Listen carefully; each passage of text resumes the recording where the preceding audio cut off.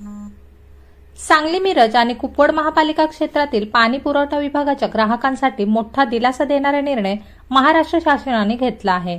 पाणी बिलांवरील विलंब शुल्क माफ करण्याची आग्रही मागणी आमदार सुधीरदादा गाडगीळ यांनी मुख्यमंत्री देवेंद्र फडणवीस व उपमुख्यमंत्री एकनाथ शिंदे यांच्याकडे केली होती। या मागणीची तातडीने दखल घेत शासनाने विलंब शुल्क माफ करण्याचा आदेश जारी केला आहे। या निर्णयामुळे नागरिकांना आता 31 ऑक्टोबर 2025 पर्यंत केवळ मूळ रक्कम भरून देयके क्लिअर करण्याची संधी मिळणार आहे।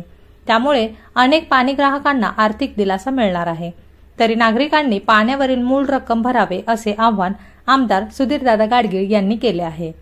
संकटसमयी लोकांच्या अडचणींना आवाज देणारे, कृतिशील नेतृत्व करणारे आमदार सुधीरदादा गाडगीळ यांचे सर्वत्र अभिनंदन होत आहे।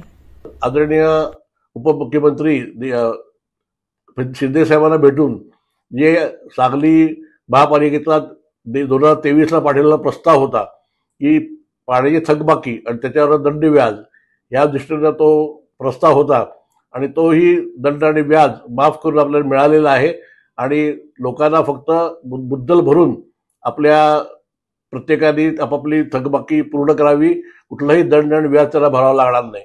पुढच्या काळामध्ये आपण महापालिका क्षेत्रातल्या मालमत्तांना सुद्धा हा नियम लागू करून त्याप्रमाणे ते करणार आहे। तेव्हा मला सर्व नागरिकांना विनंती आहे की आपापली थकबाकी भरून आपण महापालिकेला सहकार्य करावे, एवढी आपल्याला विनंती। धन्यवाद।